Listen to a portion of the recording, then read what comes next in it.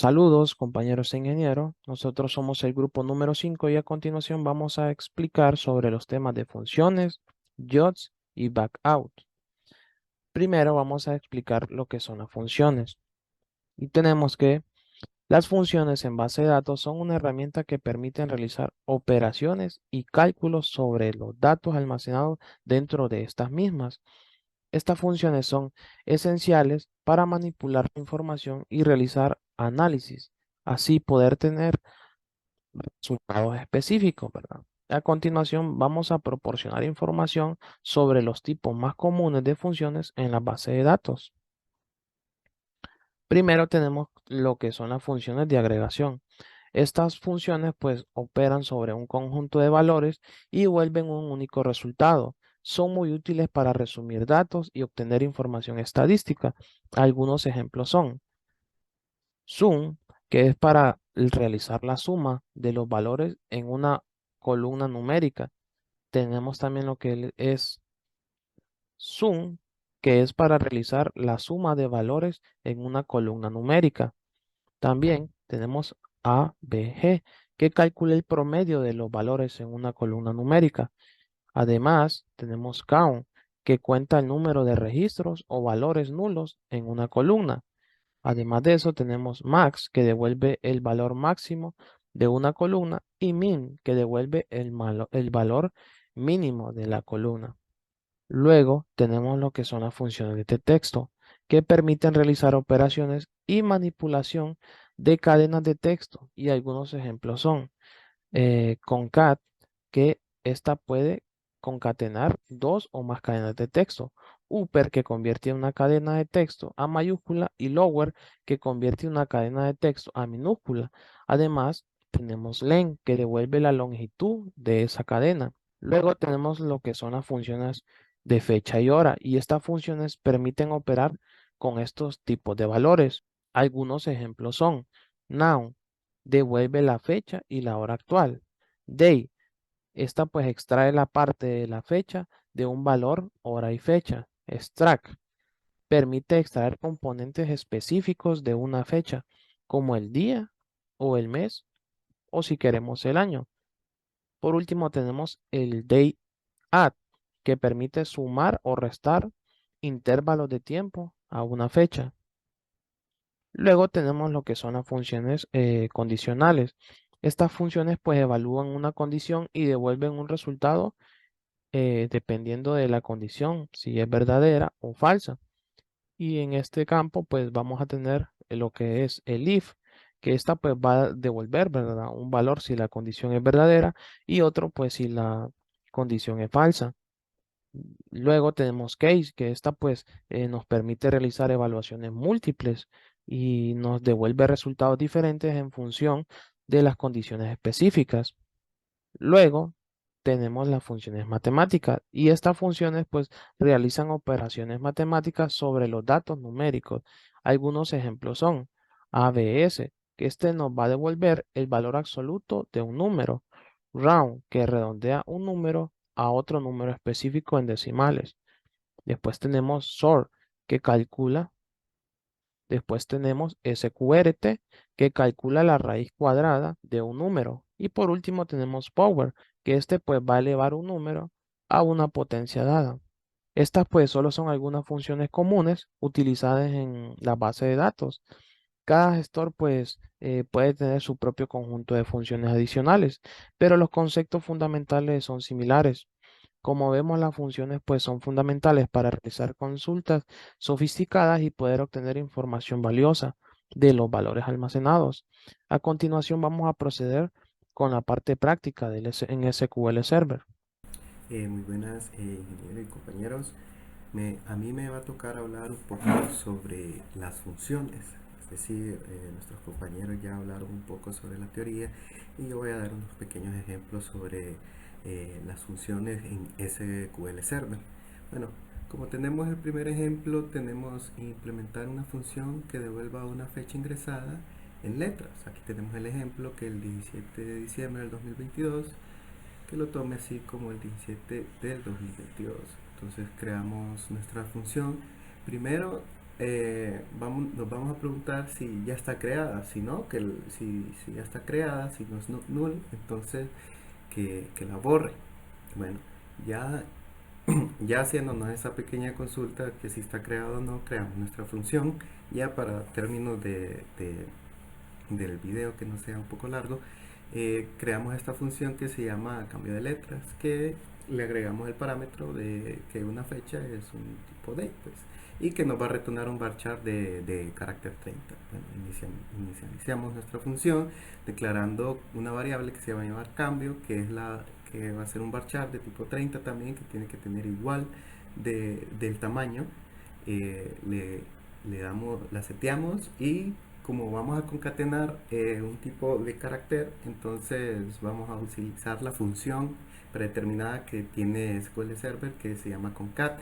Aquí vamos a concatenar la fecha, que tenemos el parámetro fecha, que es tipo day. Entonces esta es otra función de SQL Server, que para nombrar una fecha, digamos, que aquí nombramos el nombre, el mes de tipo date name, el parámetro fecha del año, que también es del tipo fecha.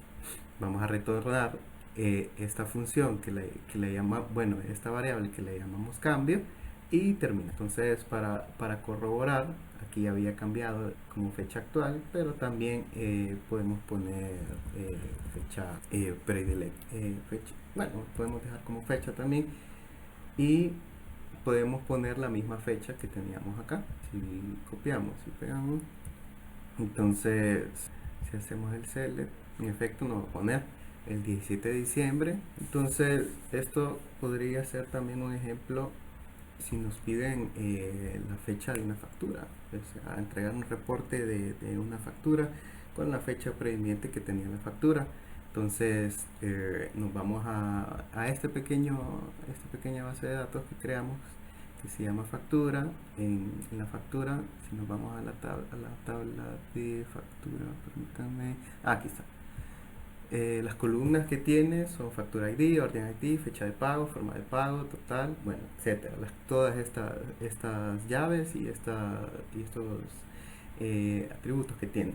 Bueno, del cual solo queríamos el ID de la factura, el total, y aquí, como la llamamos cambio de letra, le mandamos a llamar, que es fecha de pago. Entonces la nombramos. Si la ponemos entre llaves, podemos hacer que el nombre que tenga la tabla esté separada. Bueno, la corremos y corremos la consulta, y ahí está. Aquí tenemos el total de la factura y la fecha de pago, que es el 15 de marzo del 2010 y el 15 de abril del 2010. Bueno, tenemos otro ejemplo que también es en base a esta pequeña base de datos, que dice implementar una función en el cual nos indique el nombre del país o la región en específico al cual pertenece la marca del vehículo. Si nos venimos aquí al diagrama que tiene esta pequeña base de datos de factura, tenemos el país de origen, el nombre del país y la marca, que la marca tiene su marca ID, nombre de la marca, y le pasamos como llave foránea el país de origen. Entonces, si venimos acá, creamos nuestra función. El alter, me había confundido, el alter, cuando ya creamos la función y queremos cambiar algo que tenga nuestra función, tenemos que siempre tomarla como un alter, no volverla a correr, porque no nos toma la alteración, valga la redundancia, en la función.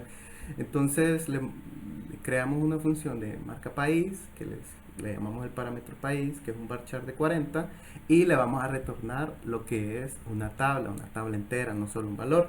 Entonces inicializamos, bueno, ya que vamos a crear nuestra función, vamos a retornar un select.mark, marca ID, el nombre de la marca y el nombre del país. Bueno, ¿por qué estos acrónimos? Porque hicimos un inner join para hacer la relación entre las dos tablas, porque así lo ocupamos y así se maneja con un inner join. Y le vamos a preguntar que el nombre del país sea el parámetro país, que es un varchar de nombre 40. Bueno, entonces, como ya habíamos creado esta función, tomamos la tabla de marca país y que sea el país Japón.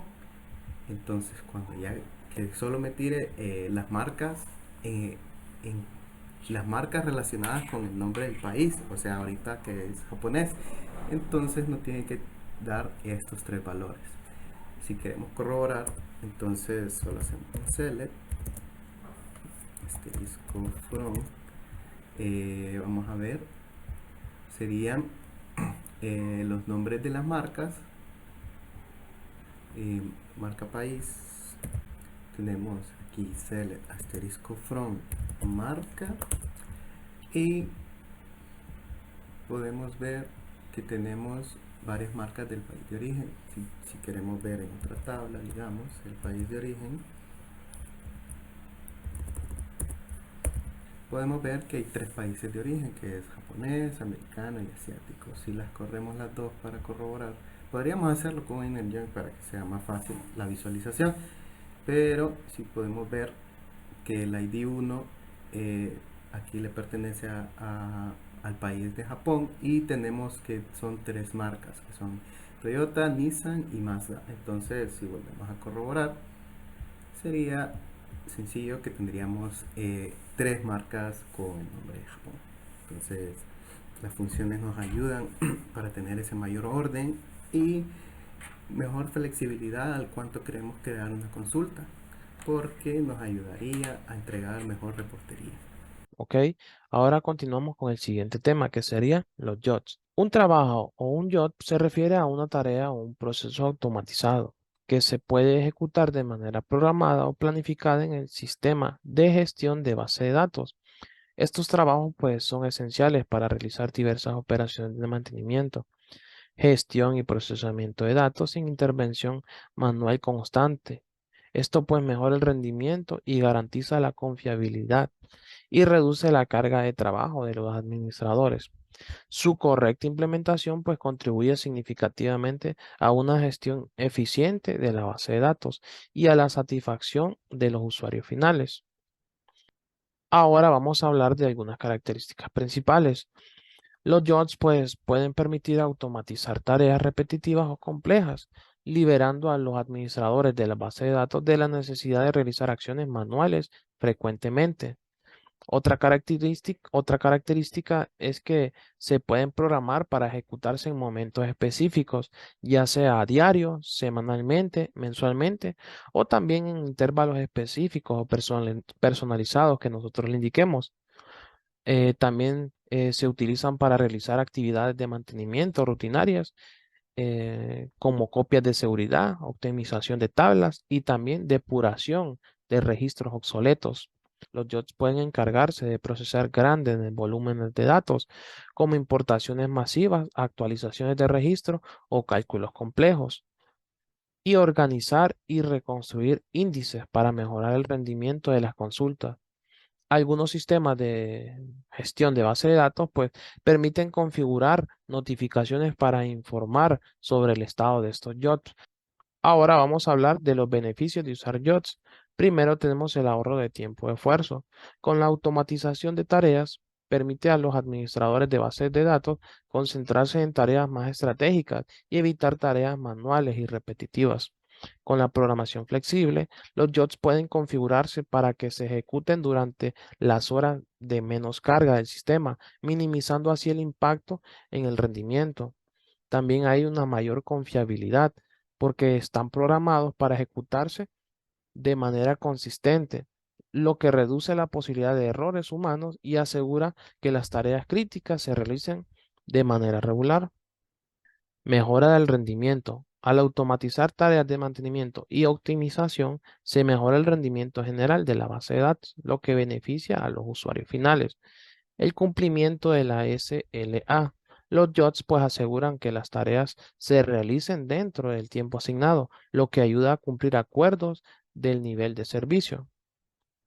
Y por último tenemos lo que son algunos ejemplos de trabajos o jobs en la base de datos, lo que son los backouts, que son como copias de seguridad, la reindexación, pues esto lo que hace es reorganizar y reconstruir los índices para mejorar el rendimiento, ¿verdad?, de algunas consultas. Y tenemos lo que es la importación y exportación de datos, la actualización de estadística y la limpieza de datos. Y por último, la generación de informes. Un JOT puede ejecutar consultas complejas y generar informes que se envían por correo electrónico a destinatarios específicos. Ok, bueno, ahora vamos a realizar lo que es un pequeño ejemplo de cómo podemos crear un job. Bien, para realizar un job lo que necesitamos es básicamente una base de datos. En este caso yo tengo una aquí que se llama librería.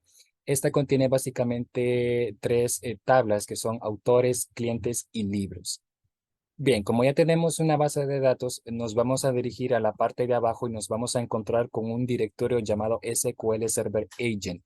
Este directorio debe estar encendido. Para encenderlo, pues le damos clic izquierdo y vamos a notar que hay dos opciones, una que dice Start y una que dice Stop.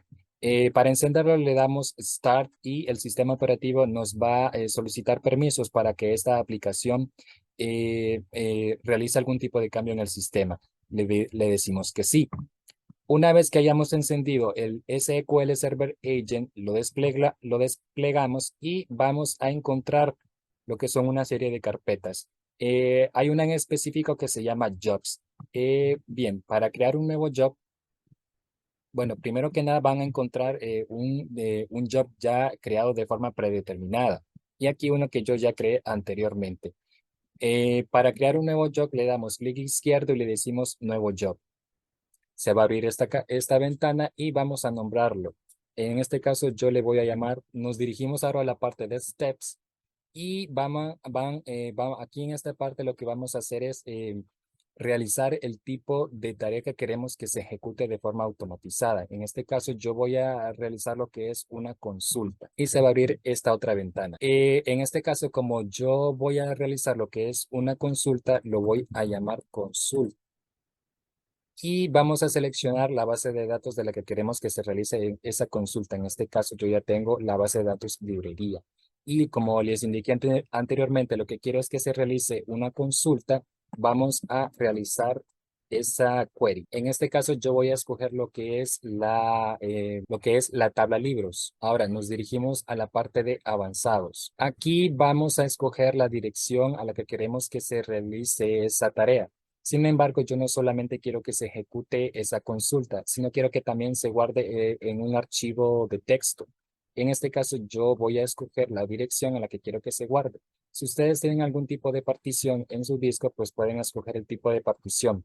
Yo voy a escoger lo que es bueno, yo no tengo ningún tipo de partición, pero voy a escoger la carpeta a la que quiero que se guarde ese archivo de texto. Como escogí en la tabla libros, voy a llamarlo consulta libros. .txt porque quiero que se guarde en un archivo de texto. Y aquí le damos OK porque aquí no hay nada. Y ven que ya se guardó el paso que queremos que se ejecute y va a ser una consulta. Nos vamos ahora a la parte de schedules vamos a hacer lo que es calendarizar el job que queremos que se ejecute. Vamos a darle new y en este caso yo le voy a llamar test 4. Test 4. Y lo voy a hacer que se ejecute una sola vez nada más. Es importante que esto esté activado. En este caso, pues lo quiero que se realice a eso de las 21 con 45 segundos. Bueno, vamos a darle 30 segundos.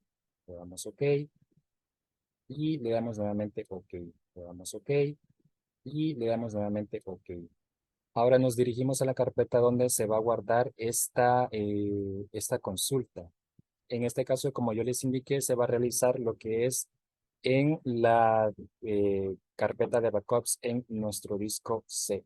Vamos a esperar un momento a que se realice.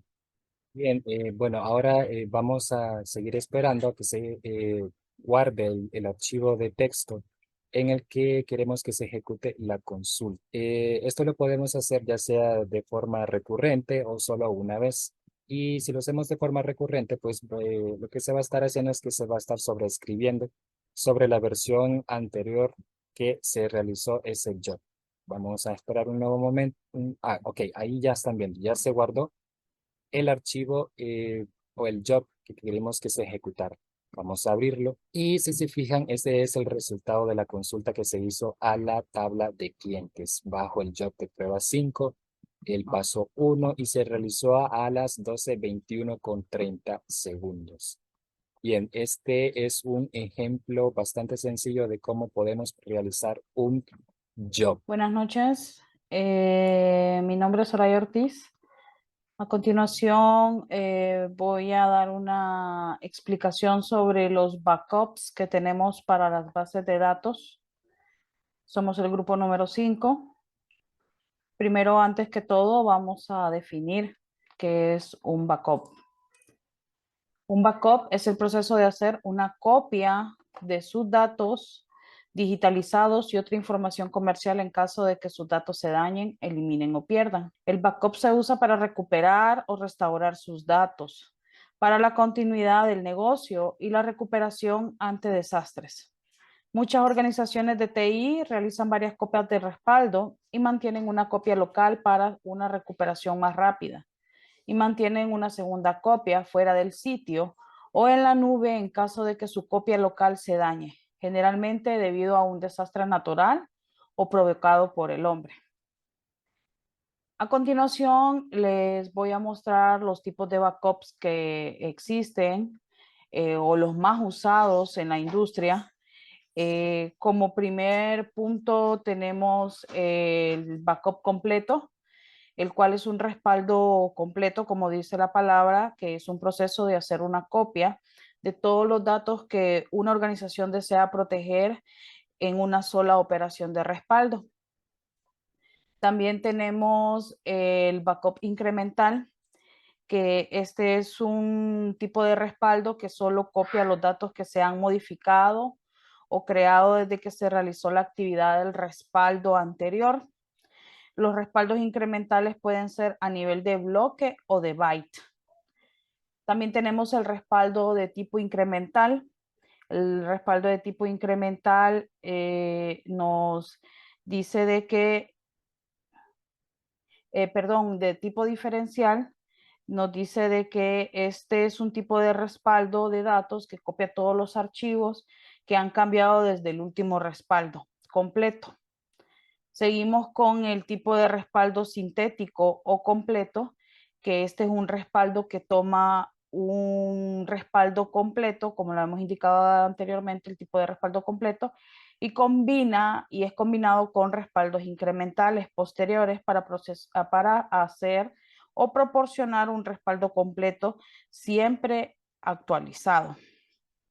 También tenemos el respaldo instantáneo, que este es un tipo de respaldo o una copia del respaldo que se utiliza para crear una copia arquitectónica o una copia arquitectónica completa, o sea, una imagen de una aplicación, disco o sistema.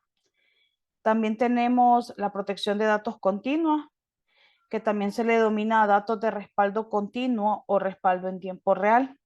Y este se refiere al respaldo de los datos guardados automáticamente.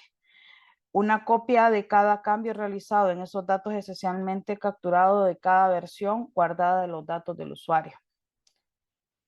Luego en la siguiente columna tenemos otro tipo de backup que se llama completo o BRM.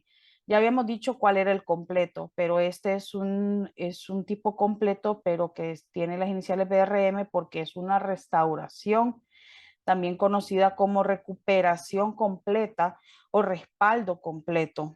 Es un proceso de recuperación y restauración en el que, que una computadora, sistema operativo, aplicación, datos y configuraciones generalmente se restaura a una nueva máquina después de una falla de hardware catatónica. Luego tenemos la recuperación de máquina virtual, que es una recuperación completa de una máquina virtual. Utiliza un respaldo de una máquina virtual, o sea, un invitado, para recuperar ese invitado en un sistema host virtualizado. Tenemos la recuperación de volumen, que esta es una recuperación completa de máquina virtual. utiliza un respaldo de máquina virtual para recuperar ese invitado en un sistema host virtualizado. Y esto devolverá al invitado y su sistema operativo, aplicaciones, datos y servicios a un estado de funcionamiento anterior. También tenemos la recuperación a nivel de archivo, que esto se refiere a una recuperación de archivos individuales que pueden haberse perdido o dañado. Tenemos la de duplicación de datos, que este es un proceso que elimina el exceso de copias de datos y reduce significativamente los requisitos de capacidad de almacenamiento. Y por último tenemos la replicación. La replicación es el acto de copiar y luego mover datos de respaldo entre los sitios de una empresa o la nube. Muchas gracias. Esto fue todo por mi parte. Hola, saludos. Yo les voy a hacer lo que es un ejemplo de lo que es respaldo de una base de datos. Aquí ya tengo lo que es una tabla y le pusimos a la base de datos ventas.